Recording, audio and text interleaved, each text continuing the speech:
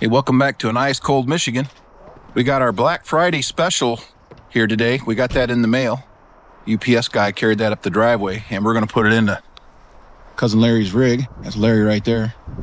And we got our test batteries in here, and we're done with that. And now the real batteries that are going in, they're on the tailgate and they're ready to go. Got a good deal on this Black Friday sale, and we're going to hook this up. First thing we got to do is we got to get underneath the rig. If you remember, before we got all the snow, we had to move the battery tray. We moved it inside. We got a little bit extra wire because we knew we were going to put this bigger battery in here. So we're going to get this battery installed in here. We'll show you how we do it. In the last video, we put 400 watt solar panels on the top. We put a new charge controller. We did a little bit of work on this rig to get it ready. We just wanted to recap that for a second. We're up in the capacity, but there's a lot more room for expansion.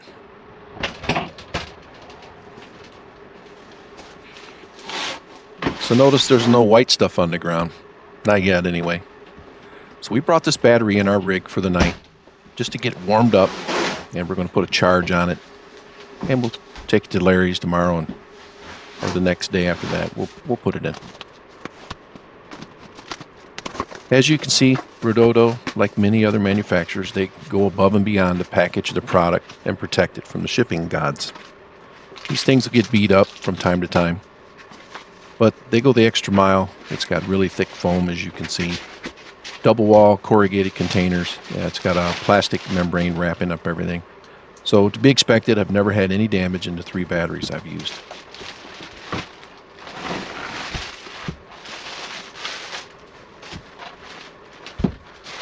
But this is what we got. This is the REDODO 300 amp hour lithium battery, the 12.8 volt version, which is going to work just fine in his nice new couples RV. I want to show you guys. It's less than 9 inches in height, and the overall handles and all, it's right at 20 inches. And if you're putting it up against the wall, it's just under 9.5 inches from the front to the back, let's say. So it's got good dimensions on it. I think they do make battery boxes. If somebody wanted to put this on the front of their travel trailer, I think you might have to do a little bit of fabrication work to put that in there. But in Larry and Teresa's case, we brought the battery cables inside of the cargo bay, and that's where we'll be installing this. We're going to be using MRBF fuses, and we're going to be putting this particular battery in their RV, putting some constraints on it so it doesn't bounce around, and they are ready for Arizona. A little bit jealous. So this battery's on sale right now. Black Friday sale's got a pretty good price on it. They do have several different versions, and I will say this for REDODO, they seem to make a wide range of batteries. Very similar to other manufacturers. They make ones like this. They make ones like this with heat. They make many. There's different voltage batteries you can get. They make a full line of batteries for just about any occasion. So back to this. This is the third battery that we've used this year from REDODO. The other 2 was in Rick and Terry's trailer, and they've had good luck with that as well. The trouble is you just need those solar days to get them charged up, but they do charge up well off of a plug-in. So hopefully the glare is not too bad from the gray skies. Again, repeating, it's a 12.8 volt battery. They do have other voltages though. It's a 300 amp hour, 3,840 watt hours. And this is a confusing thing for a lot of folks. If you have, let's say, a 500 watt heater, that means it pulls 500 watts per hour. So how many hours, if we took the 3,840, and divided it by 500 watts per hour, that would give you the number of how long it would run. So kind of round that up for you and make it easy. This battery here, even though this is the third one we've used, these are fantastic. This one doesn't have Bluetooth, and it doesn't have all the other stuff. It is just a plain Jane lithium iron phosphate battery, and we're going to charge it with solar, and also the onboard converter will charge it. So we're going to charge it overnight and then take it over to Rick and Terry's.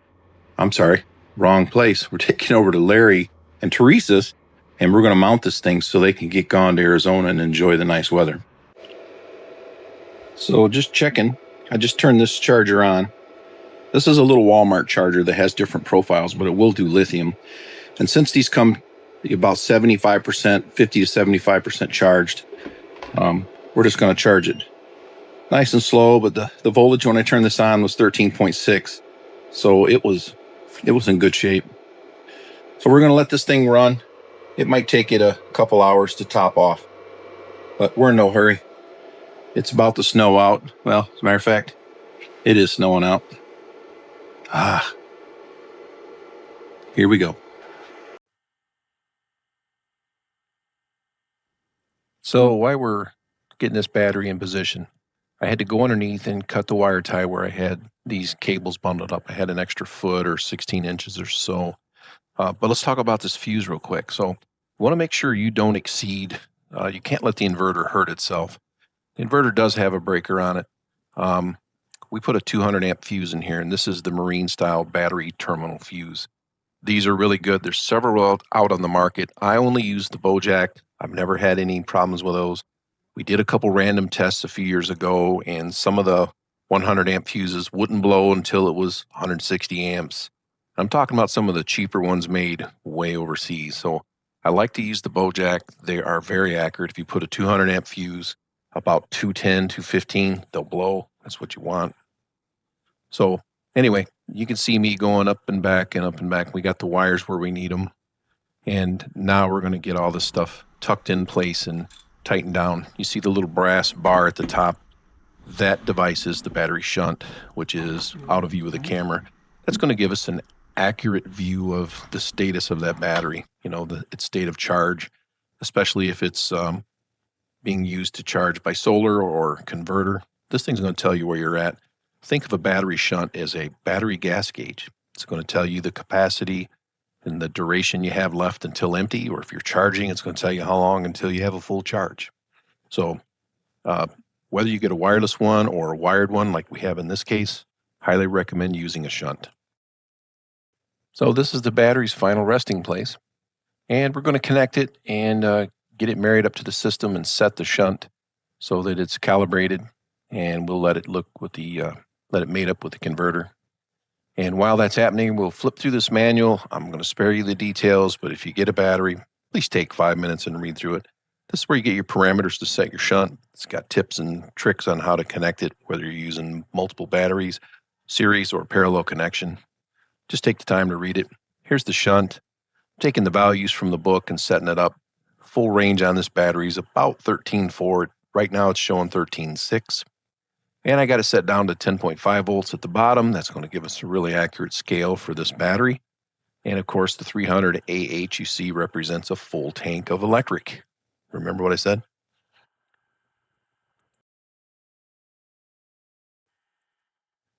So since this battery that came out of the rig was a flooded lead acid battery, we have to go in here and teach the converter that it's a lithium battery now. So I have to put a little load on it. This is the onboard inverter below. And when I have to put a little load on it, I plug an electric heater in. And remember, there's only 6 outlets on this rig that go through the inverter. We're unplugged right now. We're strictly on the battery. I need to teach the converter that it has a lithium battery, and the only way you can do that, you have to run some power out of this thing. The onboard converter that it has is a factory. It's a WF9855-AD. It's a good quality converter, but it doesn't have a dip switch that you could simply say, hey, it has lithium. You have to teach it that it has lithium, and the only way to teach it is to run the battery down and start charging it. Now, the converter's what charges it. When you're plugged into shore power, the converter provides your 12 volts, and it charges your battery.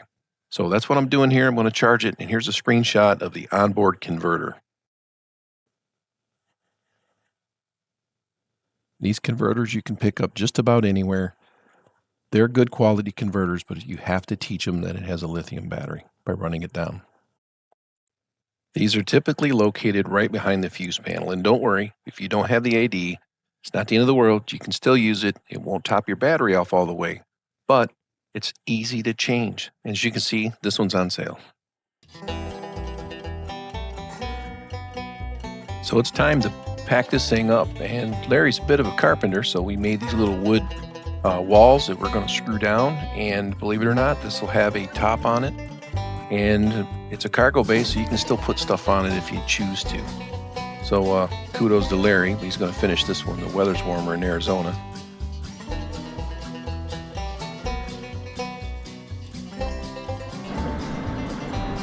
So we're all done here.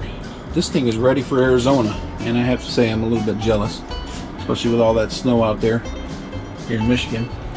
But that concludes our two-part video on this Rockwood camper, where we added some solar panels to the top. We put a better charge controller. It did have a onboard built-in inverter. That's great. That might get bigger in the future. So we appreciate you watching, and if this kind of content is good for you and you enjoy it, please hit that like and subscribe so that other people can see some of the stuff we're doing out there. So thanks for watching from Michigan. We'll see you next week.